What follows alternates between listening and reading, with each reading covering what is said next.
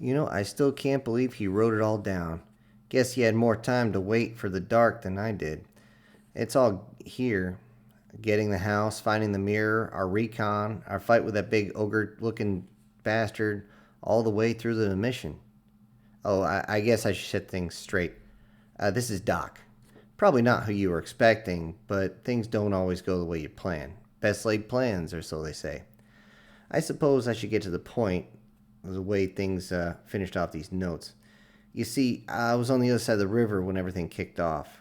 We waited until they left their guard and went to sleep, which didn't take long since they decided to drink really early. Life's little bonuses, I guess. We struck in the first couple of tents and we were able to put the guards out with some chloroform well, I'm not going to say where I got it. Then we tied them up and gagged their asses so they wouldn't be able to yell for help. This worked until we got to the last tent. This is where we saw that big lizard or ogre or whatever it was helping them out. The chloroform didn't work on him at all. In fact, it seemed to have the same effect as an ammonia capsule of all things. It jumped up, scared the shit out of me, and it reached for its weapons, but Char put the 240 in its back. Guess it understood firearms because it just froze and let us tie it up. We were just staying as quiet as possible when we could hear the sounds of bells and people yelling. I just thought, uh-oh, we've been made. We ran out the tent and Charlie butt-stroked one of the last guards in the face. We looked in shock at what they were freaking on about. In the distance, we could see thousands of torches and lanterns coming our way. I guess I would have to clear something up. The river that goes to the cave comes out near the front gate of the castle. Not right under it, mind you, but enough where we were about to have much more company. It was about then that the radio opened up. It was Slim, the narrator of the previous portions. He asked what the hell was going on. But now the last of the guards had just noped on out, and we told Slim it would be safe for him to come out. He must have jumped right in because we saw him reach the opening in a quick second. He wasn't alone either. The supplies started coming up to the surface too, and the elf people were coming out as fast as we could pull them out of the water. We told Slim that he was coming, and he could just looked and he just started to curse real bad. It would have been funny if it wasn't for the fact that we only had about an hour before the forces coming would be close enough to see us. Most of us swore at ourselves that we didn't have our night vision, but it didn't matter that we didn't have nods anymore. We yanked the elves up as quick as we could to see the lights in the distance slowly making their way closer and closer. There sure were a lot of them. Then it hit me that my wife would be coming soon. Oh shit. I was hoping that because she didn't swim all that well, she would simply turn back. Well, that's when her head popped up and Charlie grabbed her and she yelled at him for being so rough. And then she could see the reason why he was. As the young ones started coming out, I began thinking we would make it out no problem. Well, when the arrows began shooting randomly launching our way, I'd say that was a problem. The one guard that got away must have told them what we were doing, and so they began to fire down. Hotel began to fire a few rounds up at the wall, and they must have gotten the message. The arrows stopped, at least for a while. That's when I saw Slim dragging out one of the guys he had tied up before. He turned to the guy so that he looked right at the approaching group, and then I saw the blood drain from the captive's face. Then Slim cut the ropes and his wrists and motioned towards the tents. I guess he got the message because he ran in and got his guys and ran them straight to the castle walls and started yelling. I guess the doors had already been locked and he was beginning to truly freak out. We began loading up so we could get out of there ASAP. That was when we got our first surprise. The arrows began again, and this time they must have been angry. Char, Slim, and me all got hit. Also, a few of the elves got clipped too. I had to limp over to one since one of those bastards had got me right in the upper calf. As I got there, Charlie and Hotel must have been pissed because they shot the top of the wall with HE rounds. High explosive. Don't know if it killed any of them, but I'm sure they had to change their pants. When I reached to the first casualties, they'd already started to do their healing magic thing they do. I looked up at Slim, and he was using a tree to snap the head off an arrow and went through his arm. He pulled out the other end, screaming, "God damn it, that's twice!" I don't care who you are, that was funny. With quick bandages, we picked up the wounded and got ready to move. I could see Char with his 240 in one hand and a young elf in the other. I tried to get some, but I had forgotten about my wounds. Of course, my wife was freaking out, didn't help matters. Just as we started to move, we could hear the guys on the wall starting yelling, and I figured that there was going to be another flurry of arrows. That is when we saw flaming arrows going out, this time far over our heads. Didn't know what they were shooting at, and really didn't want to find out. Then again, what choice do we have? Busting through the woods also came some sort of cavalry. It was a mix of big-ass spiders, wolves, men on horses, men who are horses, all sorts of things. They were not coming right at us, but maybe they could come our way due to the grenades going off. Don't know, don't care.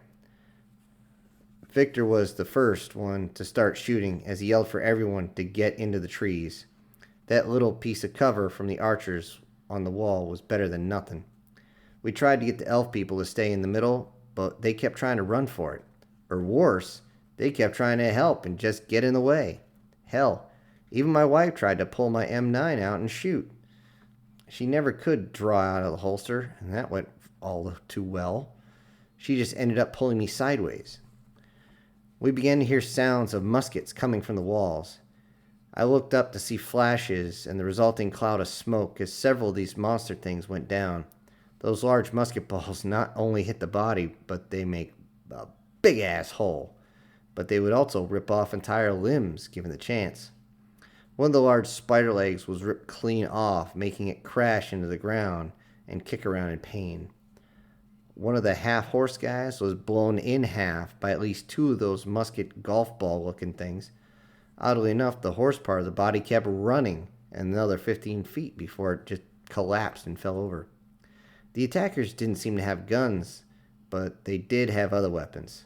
Once they got close, we could see them using bows, slingshots, and spears, all sorts of stuff. But that wasn't all.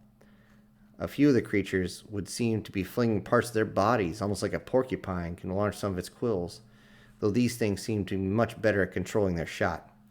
Strong, too, because they stuck into the stone walls. When the giant spiders got to the walls, they immediately began to climb up to cause all sorts of trouble. They would either shoot out some sort of webbing and drag someone over the wall, or spit some sort of acid goop on them, or just start ripping the guards to pieces once they got on top. The chaos forming must have given Charlie an idea. I could see him talking to Slim and Char, and then he pointed at me and my wife. They turned and told me that we had to go back. I told him I wasn't going to leave him. That was when Hotel kicked me in the leg slightly. The pain made me drop to one knee, and he said, "You're going." They got the scuba tanks and told us how to operate them. We would only have to stay under for about a minute as the current took us back. Slim's brothers would be on the other side waiting for us. He must have called them before he even got to their tanks. My wife would go first. No way I was leaving her behind with all the shit going on. She dove in as one of those creatures noticed us. Maybe it was the splash, but that didn't matter anymore. With an almost sickening yell, a bull-looking human-shaped thing came running at us. About 70 meters was the distance it had to run. 70 meters it had to get up to full speed. 70 meters to lower its head and ready for a strike. 70 meters to crush us like bugs. 70 meters for us to respond. 70 meters from him was about 5 seconds. 5 seconds was all the time he had to live as Char opened up with a heavy machine gun. This was a full automatic 7.62 millimeter, and at 70 meters, you don't miss. That thing fell right at Char's feet, and he looked up and smiles. 240, motherfucker, and that's no bull. He laughed while the rest of us just kind of rolled our eyes. That was when something came shooting out of the trees. It looked like a giant tentacle wrapped around Charlie and pulled him straight into the night. We heard screaming as another one came out and grabbed Slim. We could hear shooting from both of them, as well as them screaming and something else. It wasn't just them either. Something was screaming in pain and anger, and we couldn't hear much more than shooting and yelling.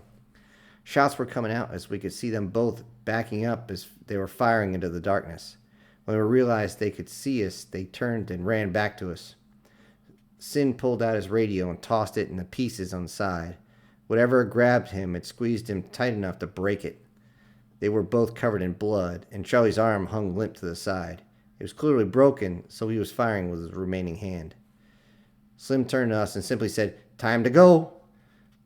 He looked up at Charlie. "Both of you." He grabbed Charlie and dragged him over to me and the tank. He told us to go, and he began to move the group and the elves out. Just as I was about to jump into the moving water, I saw a giant alligator-looking thing jump over the cover and chomp down on two of the elves. It started thrashing as the elves fought to get free. As I went below the water, I could see the guys pumping round after round, bullet after bullet into it. Blood sprayed from the elves' bodies as fresh bullets hit. That was the last thing I could see, except for flashes of light that faded as we go further down the river. They were right, and a pair of hands reached down and pulled us up. There was my wife and Slim's brothers pulling us out. They were asking us what happened, as we could hear the sounds of gunfire fading away into the distance. We told them everything and had to stop his little brother from trying to jump in the river to help out. But then we couldn't hear the shooting except for the occasional volley. Those also became less and less. We decided to make our way back home. Before we left, Slim's big bro carved some words into the cave door. He carved so deep that nothing short of a cave-in would wipe them out. He left the words, "Are you ready to come home?" only about a foot away from the mirror's edge. His little brother was tearing up as the reality finally hit him.